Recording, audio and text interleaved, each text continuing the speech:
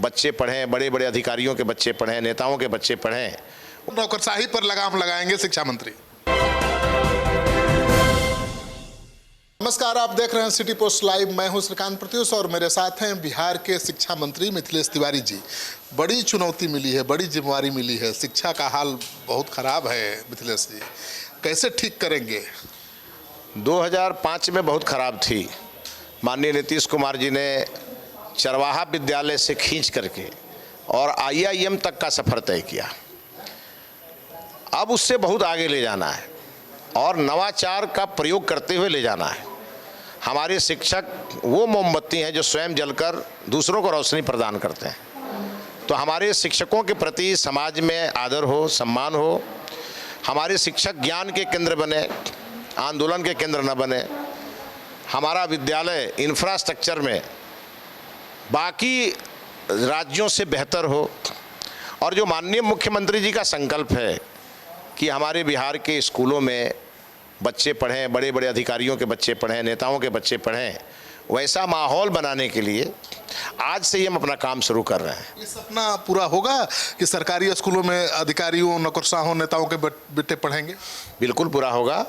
और उसके लिए मैंने कहा ना कि नवाचार का प्रयोग, शिक्षा संस्कृति का माध्यम बने, शिक्षा संस्कार का माध्यम बने और शिक्षा रोजगार का माध्यम बने।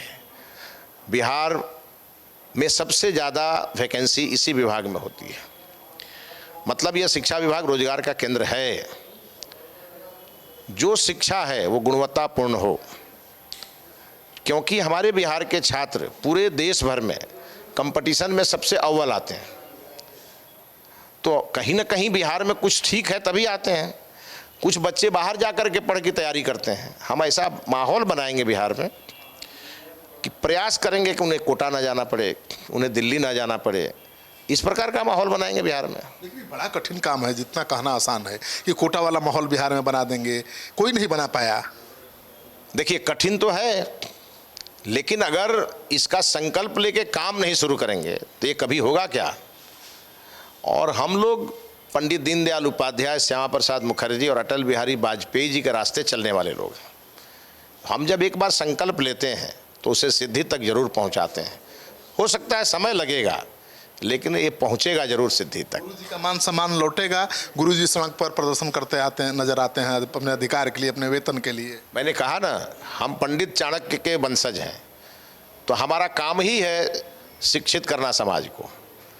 सर्टिफिकेट वाला शिक्षा नहीं, वो तो होगा ही, लेकिन दिल से शिक्षित हो और वो अपने बिहार के प्रति उनका जो दायित्व है, कर्तव्य बोध है, वो हम कराएंगे। और इसके साथ साथ पंडित दीनदयाल उपाध्याय जी का अंत्योदय, अंतिम व्यक्ति का उदय तब होगा जब वो शिक्षित होगा, जब उसे अच्छी शिक्षा मिलेगी और उसको ये लगेगा कि हमारी सरकार हमारी चिंता कर रही है। आप देखेंगे कुछ दिनों में हमारे अधिकारी, पदाधिकारी गांव में नजर आएंगे। गुरुकुल जब था तो 90% साक्षरता का दर था भारत का। गुरुकुल खत्म हुआ, मैकाले शिक्षा प्रणाली आई और देख लीजिए आज भारत कहाँ है। फिर भी आरोप लगता है कि ब्राह्मणों ने पढ़ने नहीं दिया, दलितों को, पिछड़ों को। देखिए, हमारे देश में लंबे समय तक मुगलों का शासन रहा और लंबे समय तक अंग्रेजों का शासन रहा। उन्होंने हमारे समाज को तोड़ा, समाज में जाति पंथ का भेदभाव पैदा किया। और ये जितनी बातें आप सुनते हैं, ये सब बातें भारत के लोगों के द्वारा नहीं कही गई, ये सब बातें अंग्रेजों और मुगलों के द्वारा कही गई। यह जो माहौल बना है उसको धीरे धीरे वापस लाना है। पुराना भारत मोदी जी लौटा रहे हैं, पुराना बिहार हम लौटाएंगे सम्राट जी के नेतृत्व। संस्कृति भी आगे बढ़ेगी। मैंने आज ही पहले दिन मैंने कहा, बिना संस्कृत के संस्कृति नहीं हो सकती। और संस्कृत को आगे बढ़ाएंगे तो स्वतः गुरुकुल वापस लौट आएगा। और साथ साथ हमारा बिहार कई मामलों में भगवान प्रभु श्री राम की ज्ञान स्थली है, जो श्रीकांत प्रत्युष जी का घर है बक्सर, और मेरी भी कर्मभूमि है। तो बक्सर जो जहाँ प्रभु श्री राम ने अपने ज्ञान के लिए चुना हो जिस जगह को, वो बिहार है। भगवान बुद्ध ने जहाँ ज्ञान प्राप्त किया हो वो बिहार है। और नालंदा विश्वविद्यालय पूरी दुनिया के ज्ञान का केंद्र रहा हो वो बिहार है। और उस बिहार का मैं शिक्षा मंत्री हूँ। तो नवाचार के माध्यम से इसको आगे बढ़ाएंगे। बिहार के इस शिक्षा विभाग में मैंने बहुत लोगों को बहुत परेशान देखा है, विधायक के नाते मेरे सामने बहुत सारी परेशानियां आती रही हैं। हम अपने पदाधिकारियों के साथ बैठेंगे, सिंगल विंडो सिस्टम लागू करेंगे, कोई भी व्यक्ति सचिवालय में भ्रमण करता हुआ नहीं पाया जाए इसका पूरा प्रयास करेंगे। मतलब नौकरशाही पर लगाम लगाएंगे शिक्षा मंत्री? नौकरशाही पर लगाम लगाने नहीं आए हैं, उनके दायित्व को जगाने आए हैं। और नौकरशाही भी सरकार का अंग है। जब तक उनका ईमानदार प्रयास नहीं होगा तब तक ये विभाग ठीक होने वाला नहीं है। और ये कागज़ों की दुनिया जो है ना, ये कागज़ की दुनिया में जो बाबू लोग घुमाते रहते हैं उनको भी प्रणाम करेंगे ठीक से। हम कहेंगे भैया बहुत हुआ, अब इन सब चीज़ों को बंद करिए। ये चिट्ठी पर चिट्ठी, चिट्ठी पर चिट्ठी, पत्रांक पर पत्रांक, ज्ञापांक पर ज्ञापांक, ये नहीं चलने वाला है। और पूरी तरह सुगम व्यवस्था शिक्षा विभाग की हो और उसके लिए जो करना होगा करेंगे। शिक्षा संस्कार के साथ, शिक्षा रोजगार के साथ, शिक्षा संस्कृति के साथ आगे बढ़े, इसके लिए नवाचार का प्रयोग करना होगा करेंगे।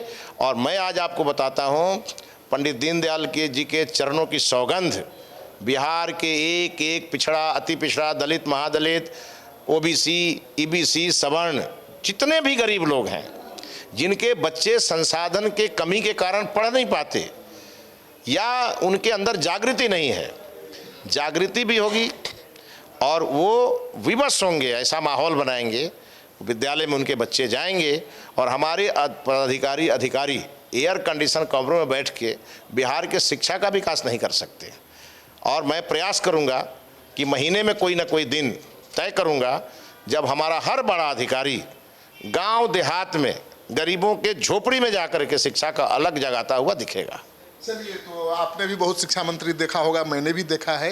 पहली बार इतना कॉन्फिडेंस दिखाई दे रहा है, पहली बार इतना बड़ा आश्वासन मिल रहा है। अब कितनी उम्मीदों पर आपका खरा उतरते हैं मंत्री जी, ये देखना बाकी है। हमें उम्मीद है कि मंत्री जी जो वादा कर रहे हैं पूरा करेंगे। आप भी उम्मीद करिए और कमेंट बॉक्स में जाइए, अपना कमेंट जरूर लिखिए, क्योंकि एक पढ़ा लिखा व्यक्ति अगर शिक्षा विभाग की कमान अपने हाथ में लेकर बैठा है तो कुछ अच्छा होगा, ऐसा उम्मीद हम भी करते हैं।